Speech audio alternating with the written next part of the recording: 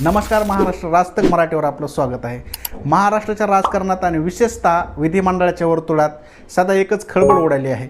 विषय आहे खरी शिवसेना नेमकं कोणाची।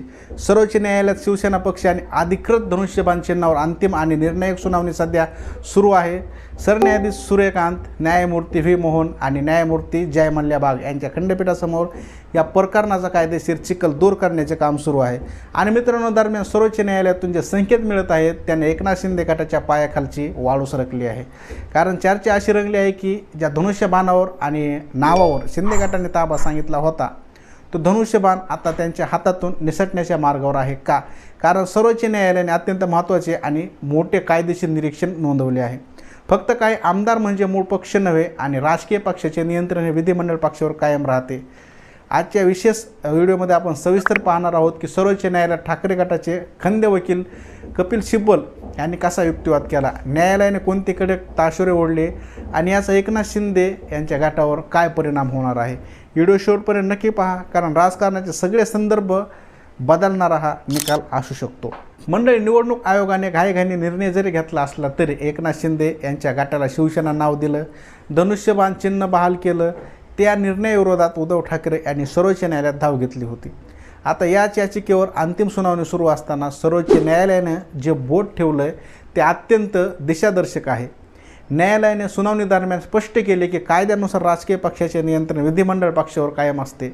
याचा सोप्या भाषेत जर अर्थ बघायचा झाला तर उद्या जर पक्षाचे आमदार फुटले आणि त्यांनी वेगळा गट स्थापन केला तर याचा अर्थ असा होत नाही की तो आमदार गटच आता मूळ पक्ष बनला आहे।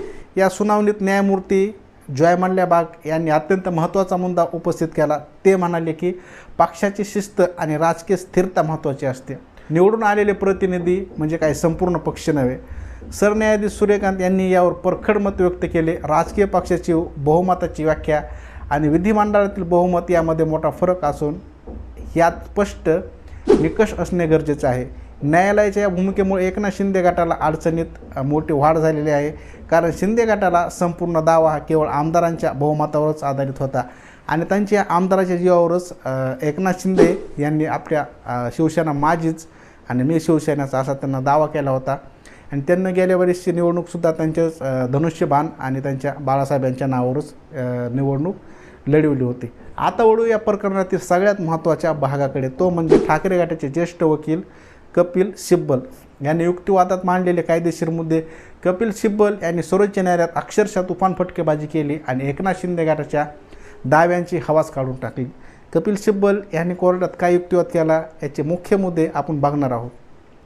तर कपिल सिब्बल यांनी स्पष्टपणे सांगितले की राजकीय पक्ष आणि विधिमंडळ पक्ष या दोन पूर्ण वेगवेगळ्या संस्था आहेत। 2019मध्ये एकनाथ शिंदे असो किंवा इतर आमदार ते सगळे उद्धव ठाकरे यांच्या नेतृत्वाखाली आणि शिवसेनेच्या घड्याळ आणि धनुष्यबाण या चिन्हावर निवडून आले होते। त्यामुळे काही आमदारांनी पक्ष सोडला म्हणून पक्षाची मूळ ओळख बदलत नाही, हा त्यांना पहिला मुद्दा मांडला होता। आणि जेव्हा हे आमदार सुरत आणि गुवाहाटीला पळून गेले होते तेव्हा तिथे एका हॉटेलमध्ये बसून त्यांनी एकनाथ शिंदेंना आपला मुख्य नेता निवडण्याचा ठराव केला होता।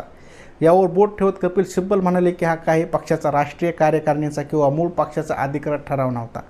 काही आपापसात मिळून केलेला तो एक केवळ घाट होता। त्या बेकायदेशीर ठरावाच्या आधारावर पक्षाचे नाव आणि चिन्ह देणे कायद्याला धरून कसे असू शकते, हा महत्त्वाचा मुद्दा त्यांना यावेळेस उपस्थित केला होता।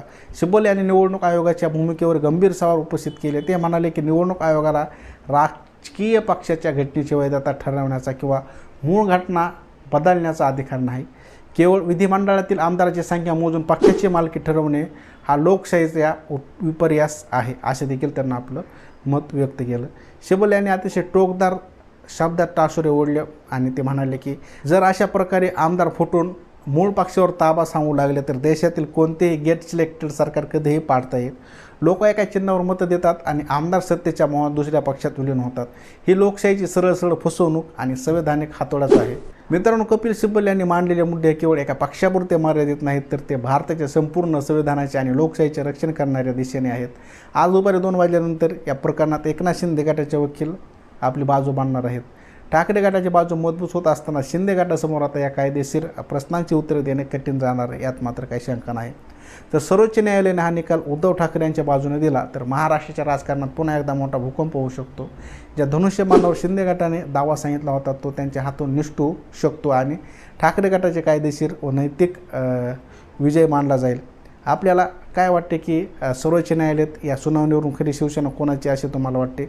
उद्धव ठाकरे यांची बाजू योग्य आहे की शिंदे यांची योग्य बाजू आहे? तुमचे विचार आम्हाला खाली कमेंट करून नक्की सांगा. व्हिडिओ आवडला असेल लाईक करा आणि आपल्या चॅनलला सबस्क्राईब करायला विसरू नका. मंडळी, एकीकडे सर्वोच्च न्यायालयात कायदेशीर लढा अत्यंत रंजक आणि टोकाला पोहोचला असतानाच महाराष्ट्राच्या राजकारणातून एक अत्यंत मोठी आणि धक्कादायक बातमी समोर आली आहे. शिवसेना पक्ष आणि चिन्ह फुटीच्या संपूर्ण घटनाक्रमानंतर आता उद्धव ठाकरे यांच्या पाठीशी राहिलेले काही खासदारही त्यांची साथ सोडून थेट एकनाथ शिंदे गटाच्या वाटेने गेले आहेत. इतकेच नव्हे तर या बंडखोर खासदारांनी नुकतीच दिल्लीत जाऊन केंद्रीय गृहमंत्री अमित शहा यांची भेट घेतली असल्याची माहिती आता समोर आलेली आहे. या संपूर्ण नवीन राजकीय घडामोडीमुळे एक महत्त्वाचा आणि कोट्यवधी महाराष्ट्राच्या मनात असलेला प्रश्न निर्माण होतोय. खासदारांचे हे बंड आणि अमित शहा यांची भेट याचा सर्वोच्च न्यायालयात सुरू असलेला अंतिम निर्णयावर काय परिणाम होईल का? चला कायदेशीर तज्ज्ञांच्या मते यावर नेमकी वस्तुस्थिती काय आहे थोडं समजून घेऊया. तर कायदेशीर बाजू आणि विधिमंडळ पक्ष न्यायालयाच्या आणि घटनेच्या दृष्टीने हा युक्तिवाद करताना ठाकरे गटाचे वकील कपिल सिब्बल यांनी आधी स्पष्ट केले आहे की कायदेशीर लढाई हे केवळ आमदार किंवा खासदार किती पळाले यावर ठरत नाही, तर ती मूळ पक्षाची घटना आणि राष्ट्रीय कार्यकारिणी कोणाकडे आहे यावर चालते. न्यायालय वैयक्तिक राजकीयड्या यांना किंवा खासदारांना बंडखोरीपेक्षा पक्षाच्या घटनेला आणि कायदेशीर निकषांना महत्त्व देते. जरी राजकीय दबावपोटी किंवा सत्तेच्या समीकरणामुळे काही खासदार शिंदे गटात सामील झाले असले आणि त्याने दिल्लीत जाऊन भेटीगाठी घातल्या असल्या तरी सर्वोच्च न्यायालयाच्या कक्षेचा तपासणीचा विषय घटनाबाह्य पक्षबद्दल अर्थात अँटी डिफेक्शन हाच आहे. न्यायालयाने जर स्पष्ट केले की पक्षाचे नियंत्रण विधिमंडळ पक्षावर असते आणि तो निर्णय बेकायदेशीर होता तर खासदारांचे हे पाऊल भविष्यातील राजकारणासाठी जरी महत्त्वाचे वाटले तरी न्यायालयाच्या निकालावर याचा सरळ प्रभाव पडणार नाही, कारण न्यायालय कागदपत्रे, मूळ ठराव आणि पक्षाची घटना यावर निर्णय देणार नाही. थोडक्यात जर सांगायचे झाले तर खासदार फुटले तर मंत्रिपदाची गणिते बदलली तरी सर्वोच्च न्यायालयाच्या कायदेशीर कात्रीतून सुटणे एकनाथ शिंदे गटाचे तितके सोपे असणार नाही. अशा प्रकारे हा घटनाक्रम चालला होता आणि तुम्हीच सांगा नेमकी शिवसेना कोणाची, एकनाथ शिंदे की उद्धव बाळासाहेब ठाकरे यांची? कोण कोणाला दणका देणार आणि कोणाकडे धनुष्य बाणणार? नक्कीच कमेंट करा विसरू नका.